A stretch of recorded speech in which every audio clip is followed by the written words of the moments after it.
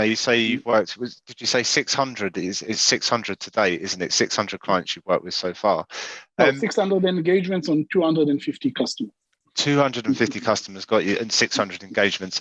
Across those clients, is there like a kind of a common vulnerability that you see within these organizations, or are they like vastly different between one and another?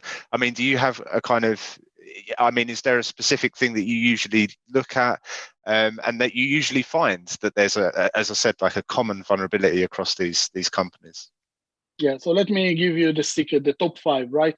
Things that we see in really almost every organization. Number 1, always password quality. You always, in most organizations, even if they're the most advanced organizations, you do have some things like legacy passwords or service accounts or things that were not covered by the organizational, let's say, password policy that are easy to, let's call it a spray. That means that you're trying with very basic passwords and you're able to identify username and password, which provides you with the first, foot in the door in some cases. And that's very funny. It's always very nice to think about hacking as something very sexy, very dramatic, that you find those vulnerabilities that no one knows. But in a lot of cases, we just need to guess a simple password, and that's it. You're in the first step is done. Of course, you still need to do a lot after that, but password quality is definitely number 1 by far. Second thing, and on that point, sorry, Reuven. On that point, you were. I was reading as well that to evade these detection systems, rather than kind of raising any alarms by bulk guessing loads and loads of passwords to a single account, you go across all the accounts with very basic passwords and a few attempts, and I think it said like 60% of the time you're going to get success very quickly. Yeah, we call it password spraying. Exactly. That means that instead of going to one account with a lot of passwords, you're going with 1 or 2 passwords that you anticipate that the organization will use, like name of the organization, summer 2021. That's something you'll be surprised how many organizations will be victim of this kind of an attack. I'm always surprised, although I know the numbers, and still every time that I see it, I'm surprised. So that's something that is very, in a way, very frustrating, but very human. So you can expect that.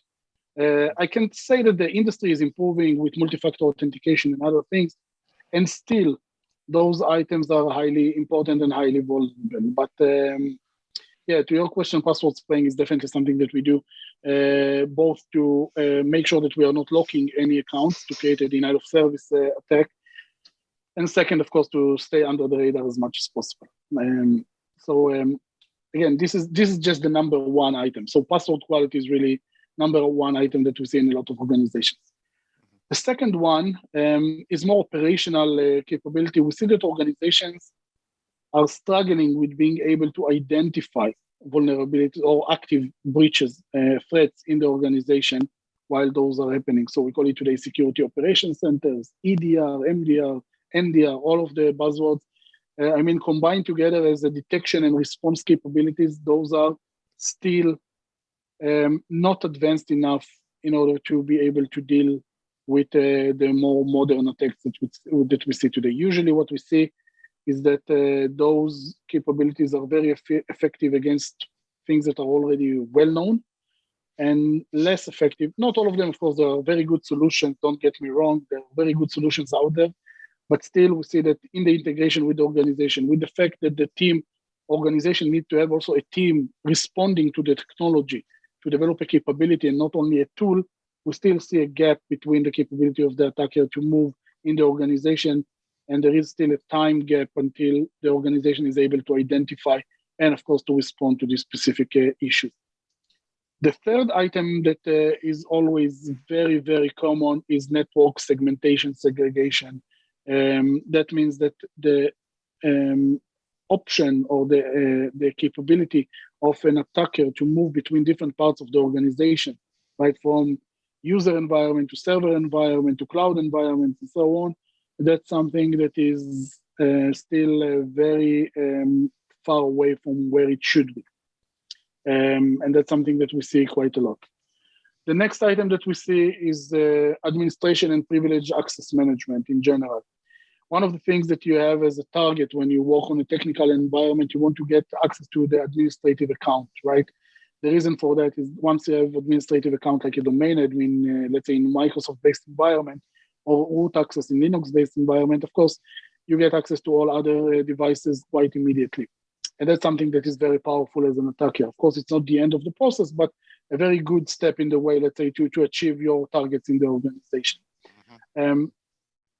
So protecting those accounts and working in a least privilege concept, that's something that is still, very common vulnerability that we find in a lot of organizations. Last item is more around basic hygiene. You probably heard about it a million times, right? But things like patch management, right? Those are basic items that there are. All the solutions are already in the market, are there. It's just about, proper asset management and policies and procedures to make sure that this thing really happens in a frequency that is good enough. Of course, there are challenges, right? If it was that easy, everyone would do that. But there are challenges like impact on production. If you have a patch that is problematic, critical infrastructures like OT environments that they don't have the patch. And if they have the patch, you're not allowed to install the patch because then you lose the warranty of the environment. And if you work with Windows XP or Windows 95 in some of the environments, so of course you don't have the patch to install. So those are inherited problems that you see in some organizations, but of course, still a problem. Very simple, maybe.